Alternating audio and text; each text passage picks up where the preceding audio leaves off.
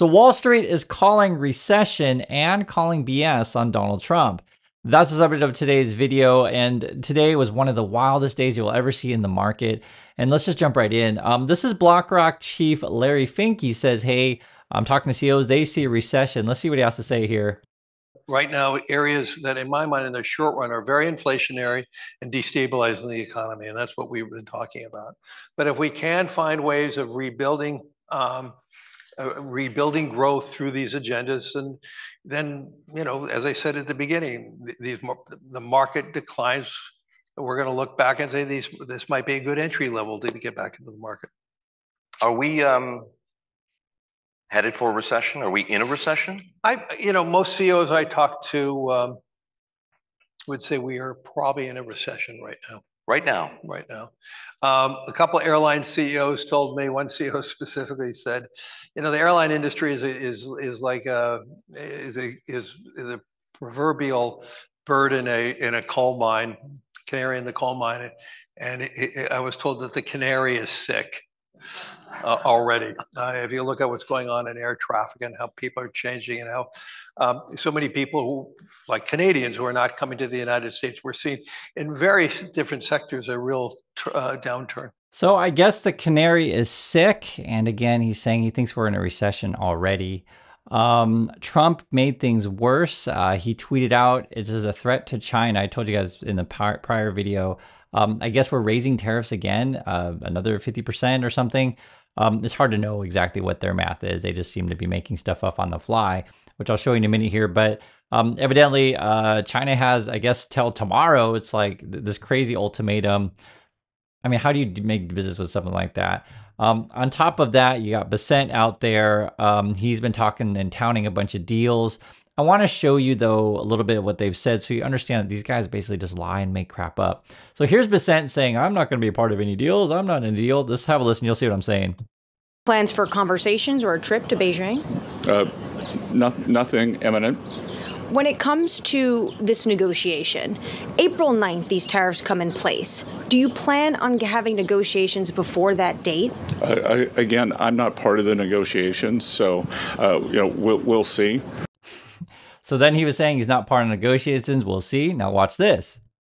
And if countries retaliate, which some have said that they would, some have said they wanted to wait and see, what is the White House's response going to be to those countries? Well, Caitlin, one of the messages that I'd like to get out tonight is everybody sit back, take a deep breath, don't immediately retaliate. Let's see where this goes, because if you retaliate, that's how we get escalation. Right? Now he's talking about escalation. First says, I'm not part of any deal. Don't retaliate. I want to talk about escalation. And now he's going to start bragging about a bunch of trade deals. Watch this. This is today. Larry, I can tell you that there are 50, 60, maybe almost 70 countries. Now, if you listen to what he's saying, he's just kind of making stuff up. There's 50, 60, maybe even 70 countries that are talking to us. Like that's the kind of stuff that they're just making stuff up. I mean, I'm just watch this. Larry, I can tell you that there are 50, 60, maybe almost 70 countries now who have approached us. So it's going to be a busy April, May, maybe into June. And Japan is a very important military ally. They're very important. All right, so they go on and they say like Japan is front in line, but you want to know who's actually first in line that was actually meeting with Trump today? We talked about it yesterday. Here it is right now. Israel. Israel's already at the White House. They're first in line. According to Bessent, it's 50, 60, maybe even 70 countries are on the phone. This is what we're dealing with. And again, Israel's there already. So let's listen to what Israel has to say. I said to the president a very simple thing. We will eliminate the trade deficit with the United States. We intend to do it very quickly. We think it's the right thing to do. And we're going to also eliminate trade barriers. Variety of trade barriers that have been put up unnecessarily. Okay, so kind of what's going on here, and a lot of it doesn't make sense, but that's a lot of what Trump and all these people are saying. They just make stuff up. So are we saying now Israel's just going to be buying tons and tons of stuff from USA? Is that our plan? I mean, like Israel's much smaller than USA. If I had to bet, though, the way that they'll probably play this out is Trump will start selling arms to Israel. That's one way that you could do it. I'm just telling you that theoretically that would be a way. But this idea, though, that suddenly, Israel's just buying like even more stuff to make up whatever imbalance that they have. And then, you know, they also say that Israel is going to be a example to the rest of the world. That's what he says right here. I'll show you what I'm saying. And I think Israel can serve as a model for many countries who ought to do the same. See? And I just want you guys to see what's going on. On top of that, now, what is the model? What is the model? So I guess theoretically the model is if you want to do business with Trump, buy a whole bunch of U.S. weapons, and then help Trump build his hotels and casinos in your country. I'm pretty sure that's what the play is. I've told you guys before.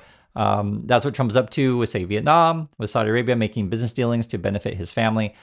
Trump's all about Trump first, right? It's not America first, it's Trump first. Have a listen to this. It gets even more wild. And I don't want to make any jokes or anything about stuff. It's actually quite serious and sad. He talks about Gaza, you'll see.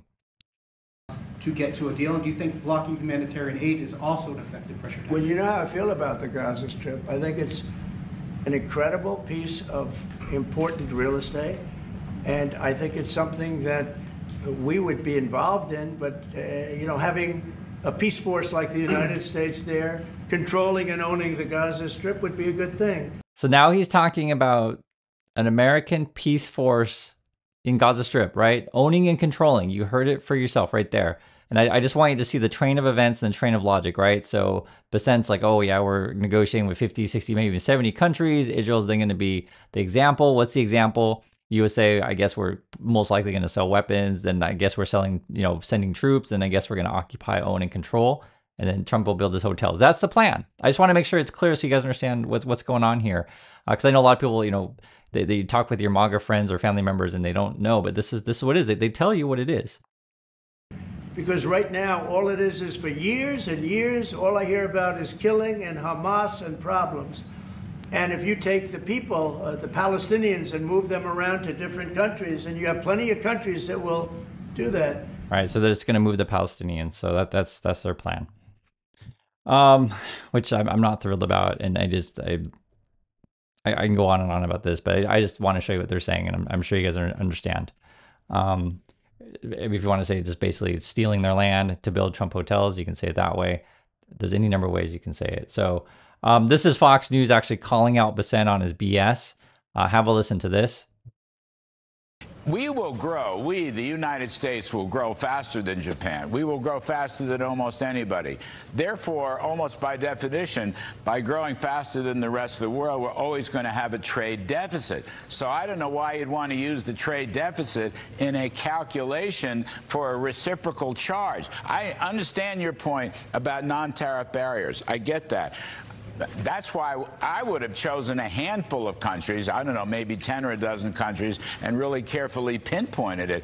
But to apply this to the whole world on the basis of trade deficits, is that really the best in your judgment? You've been around a long time. You've looked at these. So you can see they're already calling it out. I mean, it's obvious. The way that the Trump people did these tariff things, they probably just used ChatGPT. That's what people were saying. And effectively just, you know, doing this haphazardly with all countries. And then, you know, Fox News, they're at least being a little bit honest here. I say a little bit because they say a bunch of misinformation all the time. I've told you guys before, you know, USA is a wealthy nation. And this idea that, you know, let's say we'll pick a country, we say, for example, Vietnam. This idea that Vietnam is going to buy as many products from the USA, let's say USA would buy products from Vietnam, is frankly ludicrous. You know, the income, the average median family income in the USA is much higher than Vietnam, and this would be many countries out there. And also, you know, Fox is also correct. It is true that the US GDP will grow faster than other countries, right? So this idea that, you know, they're using deficits that don't really make a lot of sense when again, the Americans consume much, much more. There's a whole bunch to go over this. So the plan for Trump was to bring a bunch of jobs back to the USA. Theoretically, I guess we're all going to be building iPhones, but then Apple's got different plans. Apple's saying, you know what, we're going to get around your trade barriers and we're just going to start building them in India and do it that way, right? So screw you, Trump, on that, trying to, you know, go to China. Have a listen to this. It gets even more nuts. We have now $7 trillion. Think of this, 7 trillion. So listen to it again. What did he just say? He said 7 trillion. Now, I just want to make it clear because they just make stuff up the same way Basent's like going, oh, we got 50, 60, 70 countries, right? Okay, I'm just adding countries on a whim. Now, suddenly we've have another 2 trillion coming in, because before the last week or so, they've been bragging about we got this 5 trillion of phantom investments coming in. And now suddenly today, out of thin air, we've generated under 2 trillion. And I just want to make this clear, guys. They're just making stuff up. Even the 5 trillion number was just literally just making stuff up because it's based on a bunch of pledges.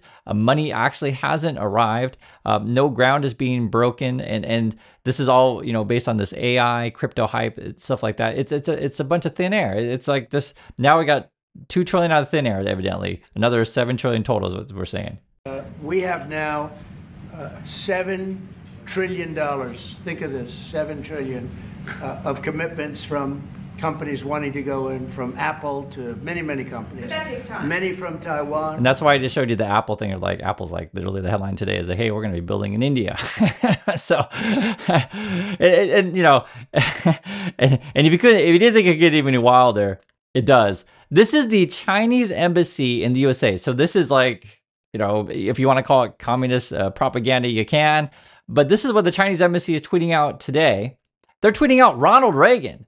For real, this is like how much of a bizarre world can we be in where I'll play a little bit. You can see what I'm saying. This is from the Chinese embassy. You see, at first, when someone says, let's impose tariffs on foreign imports, it looks like they're doing the patriotic thing by protecting American products and jobs. And sometimes for a short while it works, but only for a short time. What eventually occurs is, first, homegrown industries start relying on government protection in the form of high tariffs. They stop competing and stop making the innovative management and technological changes they need to succeed in world markets. And then, while all this is going on, something even worse occurs. High tariffs inevitably lead to retaliation by foreign countries and the triggering of fierce trade wars. The result is more and more tariffs, higher and higher trade barriers, and less competition. So soon, because of the prices made artificially high by tariffs that subsidize inefficiency and poor management, people stop buying. You know what's crazy? When the Chinese government is tweeting out Ronald Reagan. That's the world that we live in. And then you got this. The Senate is trying to put together something to limit Trump's power on tariffs and stuff. I'll read it here. It says, Congress, Senate Republican leader John Thune predicted a bipartisan bill that would give lawmakers greater oversight of President Donald Trump's tariffs and would languish in Congress, writes Bloomberg's Alicia Diaz. So they're trying to do something, whether or not it comes up. I guess they picked up 6 other Republicans, right? So we'll see. Keep an eye on that. But they're trying to do something. And then you got the Chinese Communist Party over there. They're tweeting out this and sort of mocking America as being America first and against global trade, which is opposite of what Reagan would have said. Lutnick, right, which is Trump's commerce dude, he's telling us we're all going to get jobs. I just want you to have a listen for yourself. You can hear it. Great American workers. You know, we are going to replace on other the networks, armies of millions of people. Well, remember, the army of millions and millions of human beings screwing in little screws to make iPhones. That kind of thing is going to come to America. It's going to be automated, and great Americans, the trade craft of America, is going to fix them, is going to work on them. They're going to be mechanics. There's going to be HVAC specialists. There's going to be electricians. The trade craft of America. Yeah. So I guess according to Lutnick and Trump, I just wanted to tell you what their plan is. I guess Apple and everyone's going to build, you know, factories. 7 trillion is the number that they're throwing out there. I'm telling you, it's just nonsense. But I just want to show you what they're saying. And then I want to also show you again, Apple just announced today they're going to try to go through India. Then you got this crazy thing in the market. There was this tweet out that said, hey, maybe the tariff's going to be a 90-day pause. That ended up being fake news. There was a weird account called Walter Bloomberg. This is the headline from Financial Times. An anonymous X account sent markets reeling today. And you guys know this. X is owned by Elon Musk. And so is Elon Musk, Trump, and whoever this Walter Bloomberg dude, are they all figuring out ways to manipulate the market? Is that what they're up to? I don't know.